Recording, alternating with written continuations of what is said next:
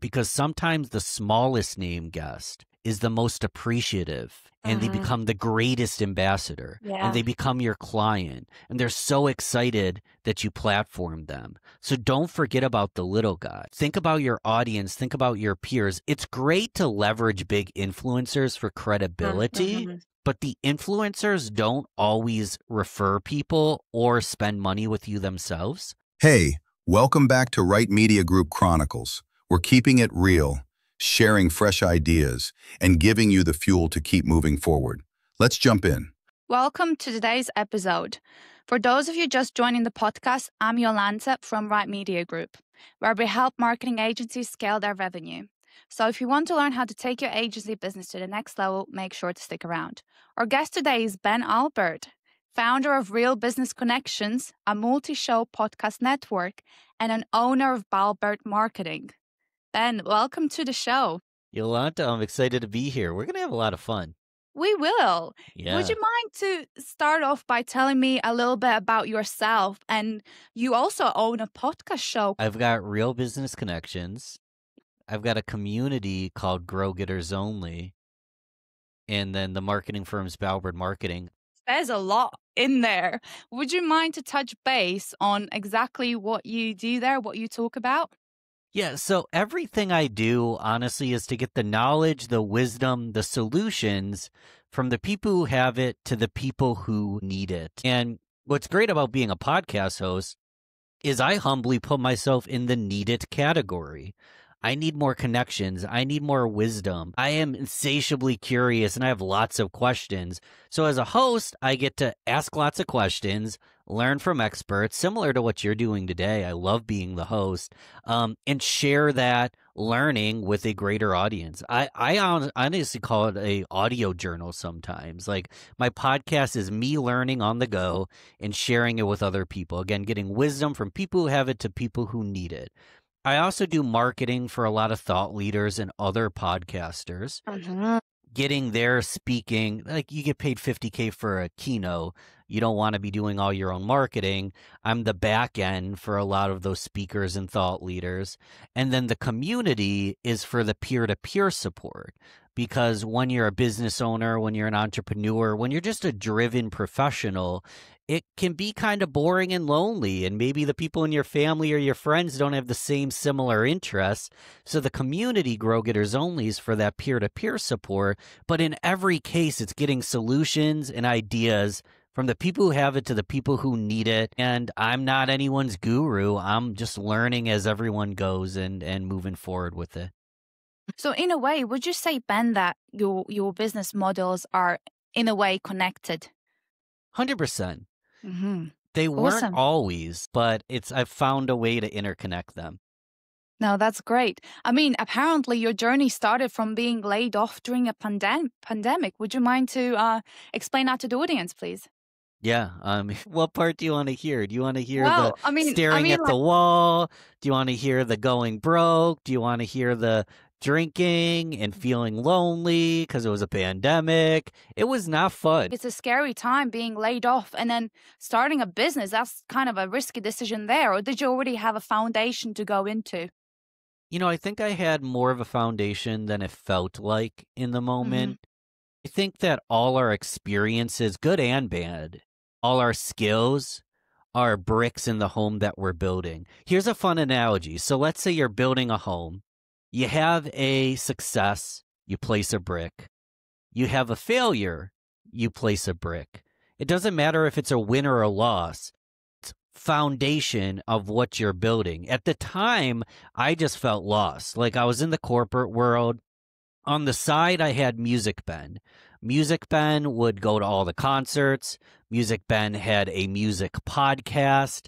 Music Ben was kind of a hobbyist, but I was working in corporate. I wasn't really making money as an entrepreneur. My one goal really was just to get into places for free. But then I had a corporate marketing background at the time as well. So I was kind of doing entrepreneurial stuff as a podcaster, had a blog, then was working corporate. Then the pandemic hit. I got let go. And I joke about, like, how should we talk about how terrible it was? Because, like, if you go to Music Ben Music Ben had a drinking problem, was out late at nights, but he was also unemployed, broke, and non-essential because the industry had shut down. There was no more live music. So I kind of had to transition to business Ben because for the first 6 months of the pandemic, I was applying for jobs and nothing was landing. So I was actually trying, and I had a couple little small side hustles, like selling magazine ads in a local magazine, and nothing was really working for me. So I started in November of 2020, I started Rochester Business Connections because I needed some. So I started a Rochester business podcast to get connected with local leaders because, again, Music Ben is broke and unemployed. Business Ben is now an entrepreneur. And I know not every listener is going to be an entrepreneur. We're all at different stages. We can talk through exactly what I did or what you think would be most beneficial. But the short version is I used this business podcast, which had no listeners, to connect with local business owners. I learned so much from them. They were peers. I had only been a business owner for a day, but they were peers because we were both business owners. And it's not like I was pitching them. There was never a hard sell, but they were better at me in business. They were better at 99% of things, but I was the better marketer. I was better at 1%.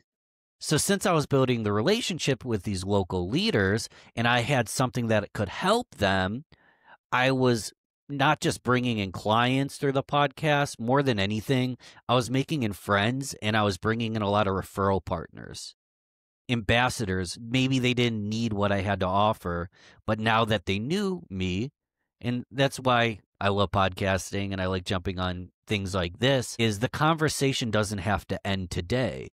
We can help each other.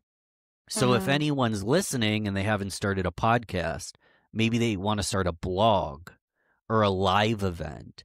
They want to find a way to be the center of gravity, basically platform themselves and invite people to be a part of it. If you're smart, you build strong relationships along the way, and everyone wins in the long run. That's my philosophy on it all. No, I absolutely love it. And I have to say, I agree with you there. I mean, you started out, and in a way, podcasting for you was your research, because let's be honest, anyone getting into a business model, especially if they want to niche down, first thing they have to do is research their client, their niche, exactly what's, their day to day, what are they about? What's their kind of biggest pain points and whatnot, right? So in a form, that was for you a research at the same time. It's well said. I don't even know how to say it. It was everything for me because it was learning how to ask good questions. It was learning how to speak better. It was learning how to listen better. It was getting to know the mind of a business owner. I didn't see it as research, but it was every intangible you could ask for. How many episodes do you have now on your podcast? I need it. People keep asking me that, and I don't know. Between I think 400 to 500, give or take, and I had 130 music. Between the two of them, 500 to 600 total.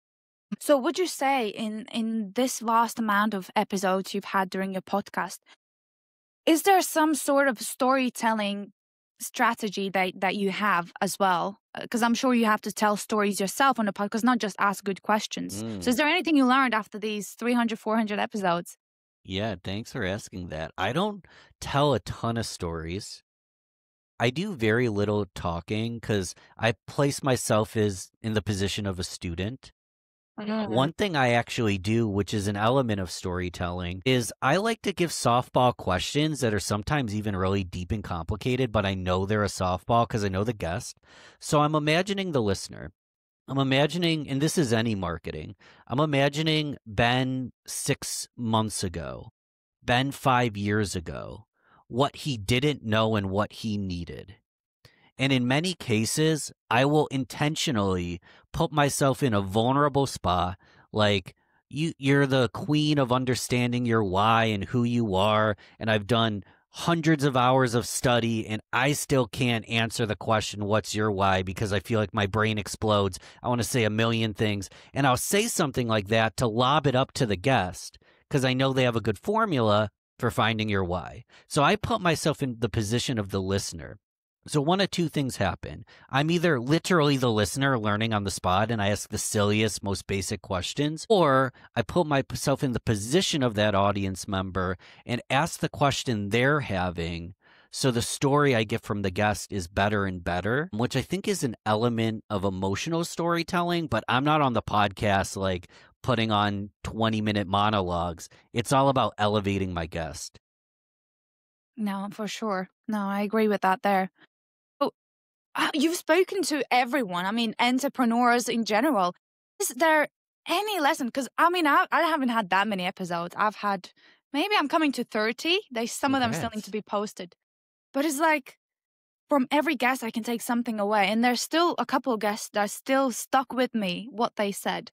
Is there a valuable lesson or anything you took away that you still remember to this day? God, there's so many of them. Yeah. And I can't believe you only done I can't believe you only done like 30 some. I've noticed like the YouTube and your presence, like you've got energy for podcasting. So you do a fantastic thank you so much. job. I appreciate that. There's a lot of different lessons. Since we talked about stories, one thing a great friend and mentor of mine, Brian Balbert, has taught me is we all have a unique story. So without retelling his entire story, you can check out Brian Balbert. He's an amazing human. But when he was a young kid, he got hit by a vehicle and his arm was severed from his body. And he has spent his life in different levels of pain and physical therapy and surgeries. So you look at his arm, it's reattached, but it's very skinny. He's got one arm that's super tattooed, covered in tats. The other arm is very skinny. And he can lift his arm up and tell he has a very unique story. And he's been through a lot of pain and he has gotten to the other side where he's stronger than ever. And he can tell his full story, and it's really, really captivating. And people are amazed by it. I mean, it's an attention grabber. But I think people also forget, and he teaches this, that we all have a unique story. There might be someone who dealt with an alcoholic mother as well. There might be someone who's been abused as a child. Or maybe there's someone who started off in business and was wondering if they could ever take their startup to 1 million. And now that startup's at 500 million or 1 billion. We all have unique stories and we all have an audience that need that story. It doesn't have to be this crazy thing that you think is circus or is a once in a lifetime thing. We all should be sharing it. And that's one thing I just love as a host is every guest has a unique story. And every person, if you give them time, you can learn from every person that you meet. And there's so much value coming from you, Ben. I mean, like one of the main episodes I can remember so far is he was specializing in storytelling actually and branding.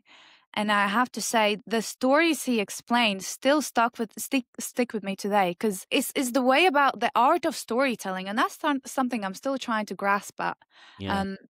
And I have to say, like, there's value in what you're saying as well. So what I'm saying is I'm taking from every podcast, I'm taking value from. So I hope the audience is as well, because what you're saying, I can relate to. Thank you. If anybody's curious or you're curious, Matthew Dick's Storyworthy is probably the best book I've read. Oh, maybe one day, right? Yeah. He's very good. Matthew Dick's Storyworthy. And one thing he teaches is it's all about this microscopic moment. You want to have these microscopic moments, like different little details, but you don't want your story to have 15 lessons. You want all these details to lead to one lesson, and it's often unexpected. And it's easiest just to hear it done. So I always recommend Matthew Dick's like to anybody because you can look up Matthew Dick's storytelling on YouTube and hearing it done, you're like, interesting. But it's building intrigue all around one. And TED Talk is ideas worth spreading, but it's a TED Talk isn't 15 ideas. It's built around one central idea. So actually, I think this is very important. And I see more and more people trying to start podcasts out there as well. And obviously, you being an expert in the industry, doing 300, 400 episodes, we can take some value away from that. So let's imagine Ben 5 years ago wanting to start a podcast, what would be the first steps you would take? I mean, I did it like 5 years ago. There we go. I can give my example, but I want people to understand I'm not trying to be prescriptive, like prescribing this is the only way to do things. Do it exactly as Ben did. I'm being descriptive. I'll explain exactly what I did, but there's little micro lessons we can pull from it and you can apply it to your business. So I was a marketer in Rochester, New York, in the United States. And I was a minnow in an ocean of sameness. Startup marketer online during the pandemic. Kind of boring when you think about it. A minnow in an ocean of sameness. So the first question is, how do I get in the smallest pond possible? And that's niching down. That's finding your tribe. That's finding your zone of genius. I didn't know my niche or my zone of genius, but I was a huge fan of my city, Rochester, New York. And I knew if I can't help a local business owner, who am I to think I can help anyone internationally? If I don't understand my local market as a marketer, there's a high probability I won't be able to scale it. So I started Rochester, New York, Rochester Business Connections. And I reached out to business owners. And the way I did it is I actually use LinkedIn Sales Navigator. I don't even think you need Navigator to actually do it. But I was searching for business owners from Rochester, New York, who went to the same university as me. So I went to State University, New York, Brockport. So SUNY Brockport alumni business owners, very directed. And I reached out to them and I said, hey, I see you're a business owner in Rochester as well. Congrats on making it big time. That's all I said. Hey, I see you're a business owner in Rochester as well. Why am I saying this? Identifying them as a business owner as well creates a peer-to-peer relationship. I see we're both business owners here. It kind of adds my value, even though I would have been a business owner for like 2 days. That's beside the point. I see you're a business owner as well. Congrats on making it big time. If they replied, I knew that there was a high probability that I could start a conversation with. If they didn't reply, like this is just sales one-on-one, the more hands you shake, the more money you make, the more options you give yourself, the better. And I wasn't trying to cold pitch anyone I met. So I sent a valuable, positive message. If they replied, or honestly, if they connected and I really wanted them on, I'd say, hey, I didn't even have it yet. Hey, I'm starting a local business podcast highlighting Rochester business leaders. I thought you'd be a perfect fit. Would you be open to being one of my guests? The success rate on that pitch, because I'm not asking for anything, I'm asking to feature you.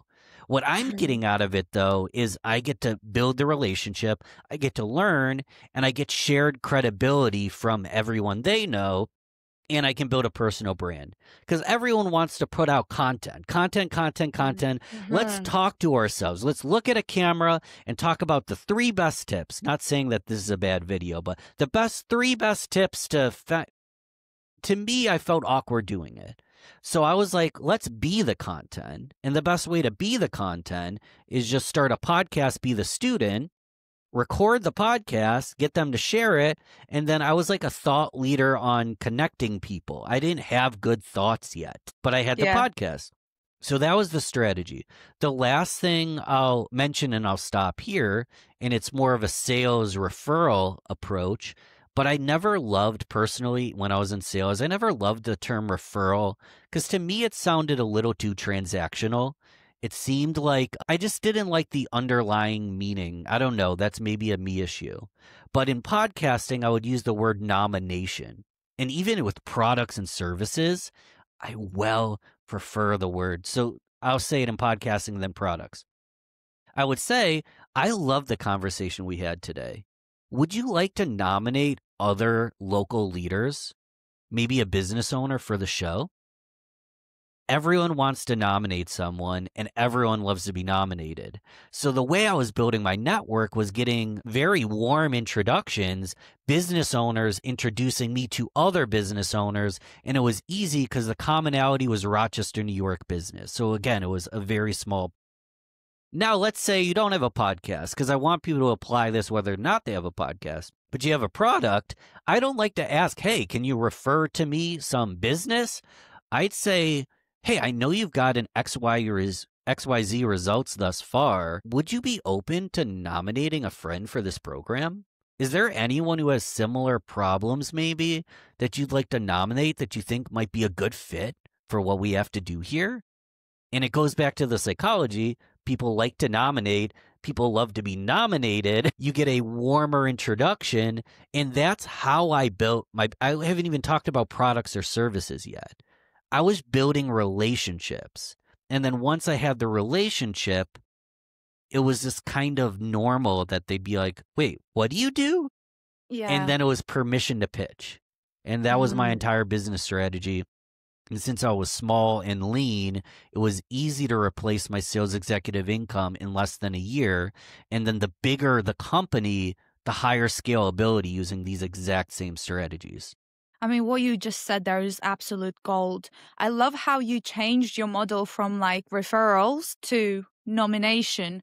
I think that's absolutely crazy. I might steal the idea. Just kidding. Think it's no, please steal the idea. I don't like when business is overly transactional and formulaic. Yeah. Sometimes just using a word that makes someone perk up, it's you're asking for the same thing, I guess, technically.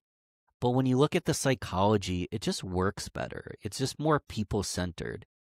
I mean, I have to say, like, even like referrals, I'm still going to use that word for now, but Yeah, that's fine. there are business owners out there and marketing agencies I've spoken to, and they're in a position where they want to ask for referrals, but they're kind of in this bubble like, oh, how can I ask referrals from my current customers?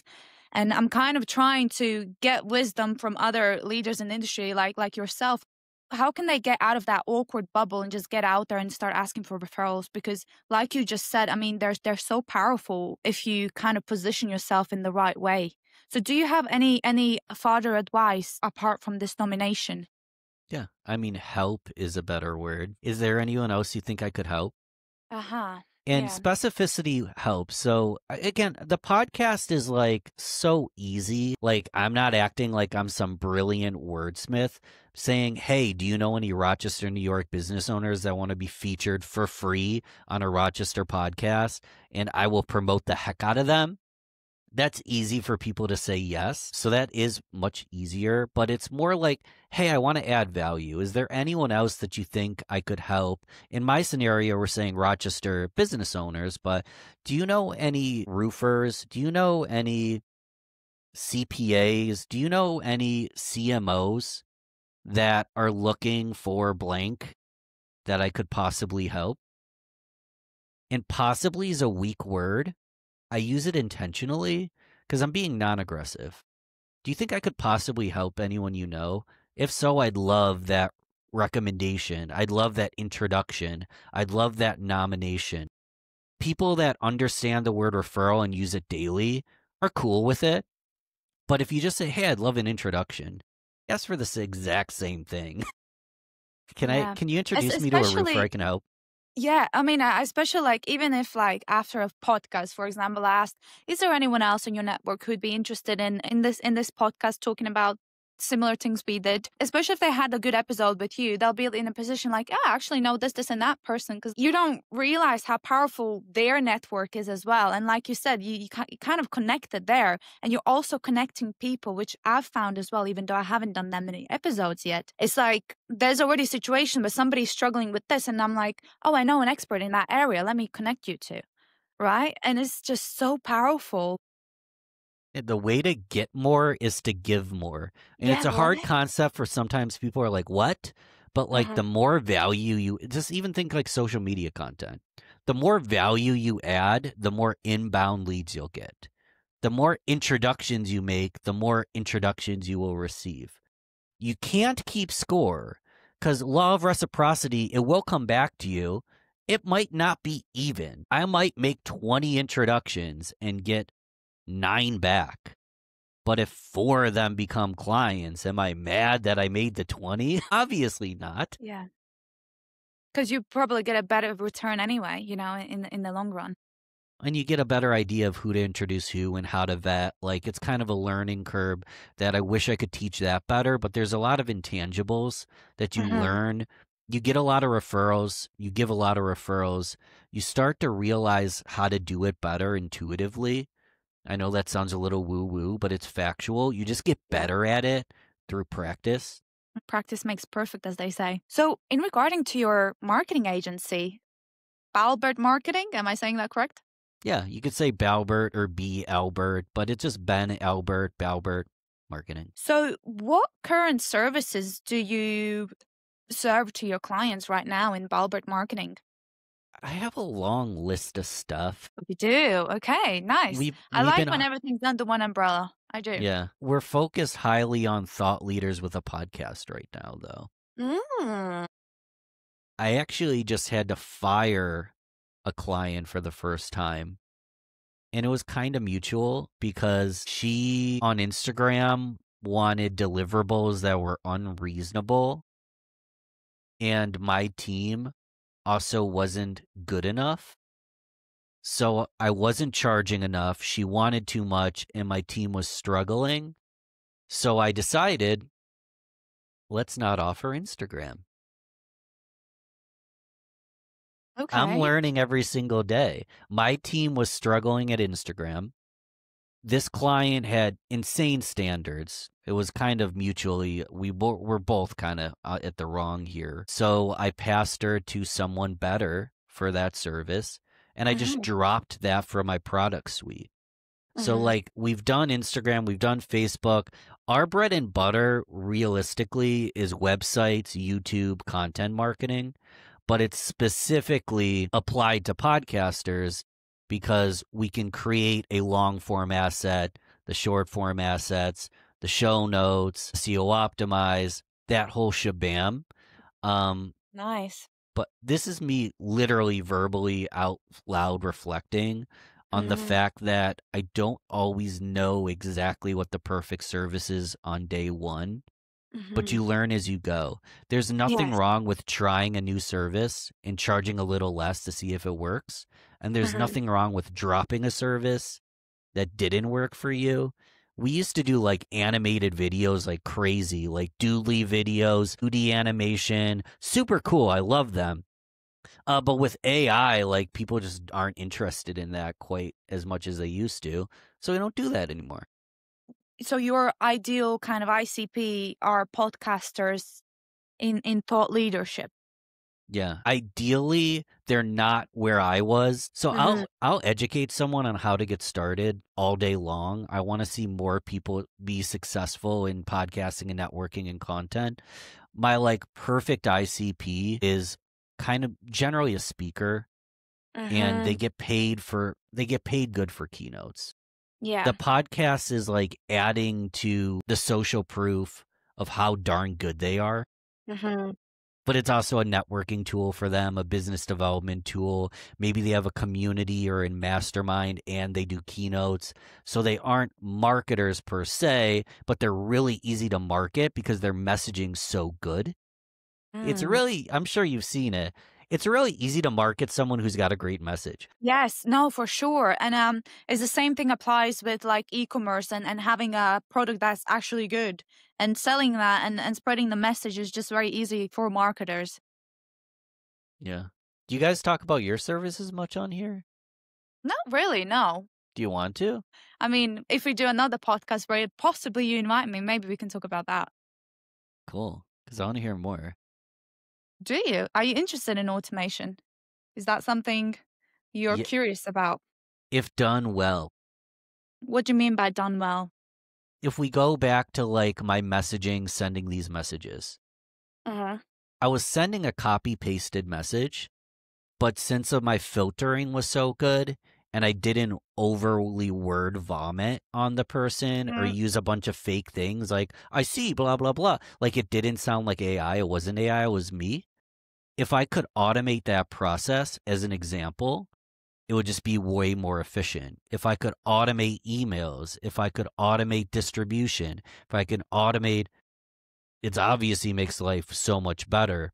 I just don't want to mess up the human element. And to me, people are actually very forgiving, but it can be toxic to your brand if you automate a bad system and then you flood everyone's email with garbage and then you end up in spam and then you get blacklisted. So automation's something that I'm All right, I actually learned this from Eric Sue, who's a way better Mm. marketer than me. He literally said this: if you scale a turd, you get a larger turd. God, yeah. So I love automation and scaling, but for Can me, I it's making sure that we have the right thing in place first. Yeah, can I please just add something to that as well? thank you. Yeah, Automation is absolutely amazing. And let me say, businesses that won't implement it, I think they will be left behind. But it's like you say, it needs to be good automation and we're a good model. Now, automation, I consider that as a tool.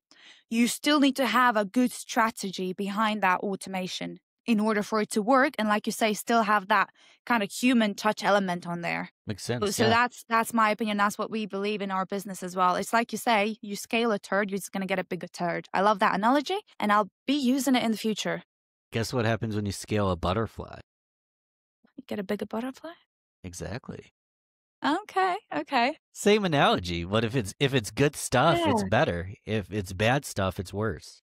Where do you currently use automation in either of your businesses? Where do you find it useful? I like hardly use any automation. Really? I have systems. So like I use AI for making clips and like I have systems and processes, but I don't actually automate much. A lot of it has some manual user touch to it. I actually think that's probably a sticking point in my business, that I'm old fashioned. I want to add a great experience. I want to be premium, Yeah. and it has me a little more hands on than I probably need to be. For Hmm. example, I have a community and it's like, no, I don't use automation. I have an email list, but I don't use any automated sequences. I know all the Really? things I could do. Good old me's just lazy, I guess. Yeah. I mean, if you've got so much time on your hands, yeah, that's absolutely fine. I don't have time on my hands. So you're crying on the inside, basically. Yeah, it's an interesting one. I, I'm not crying on the inside. I actually love what I do and I really enjoy it, but Yeah. I understand that there might be, Potential. yeah. Hmm. Okay. So in regarding to, let's say your marketing business or your podcasting business, they're all interconnected. Let's say all your businesses. What is your plan for the next year? Your kind of goals that you want to achieve For the business, for the business. because I don't like this question because my goal is to travel to as many places as possible. I see. Okay. Well, in Part order of, for you to do that, I guess your business has to grow so you have more revenue in a way. yeah, yeah. I'm at a good sustainable point. Let's talk about traveling then. That's kind of your goal for the next year, isn't it? I struggle when people ask me about business goals right now because I've worked really hard my Mhm. whole life and I'm finally in a position where I can travel. And I think that is one of like the greatest benefits of building a business that's sustainable and it's online. It gives me that Mhm. capacity. Currently, we actually just brought on like 2 huge clients.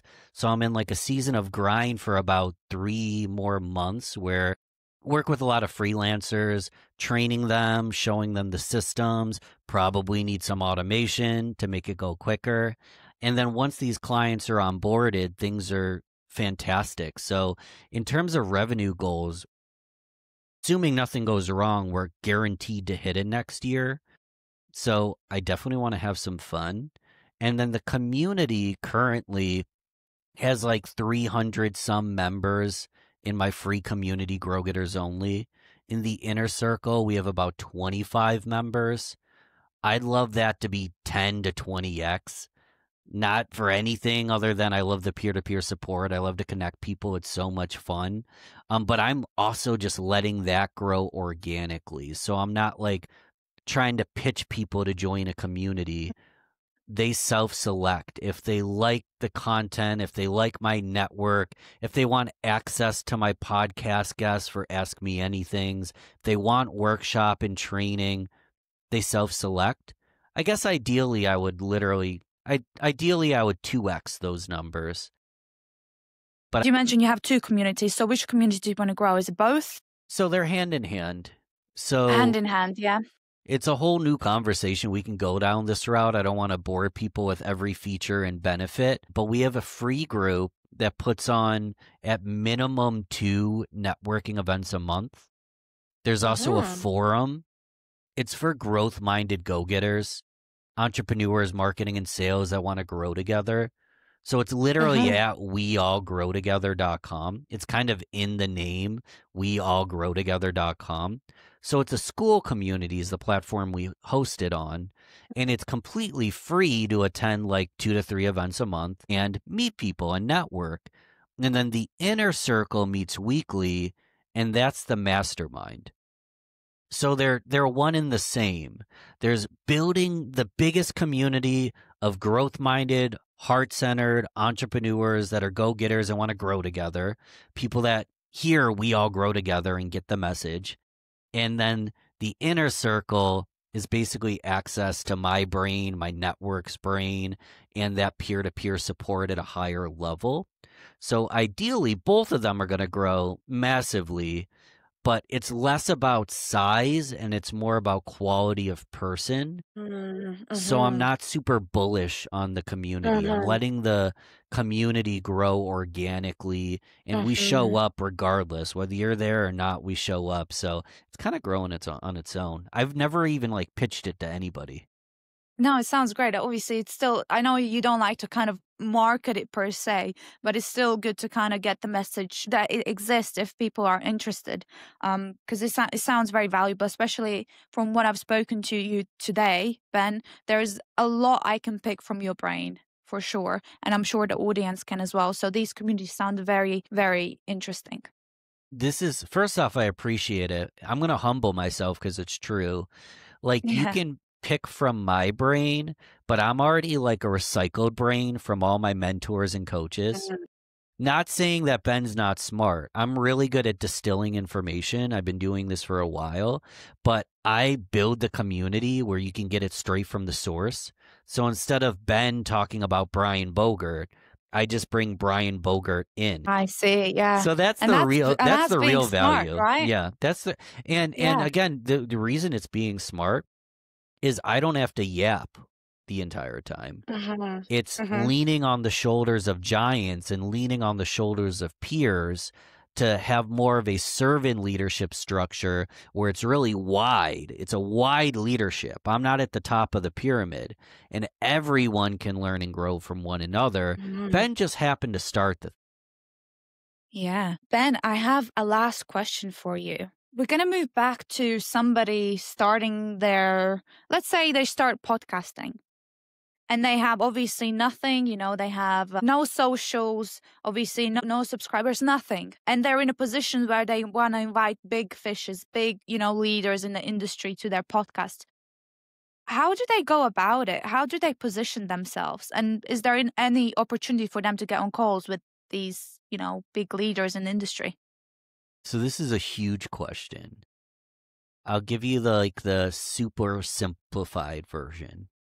So if you draw a line, 2 lines down a piece of paper, so you got 3 columns, there's pluses. Pluses are your mentors.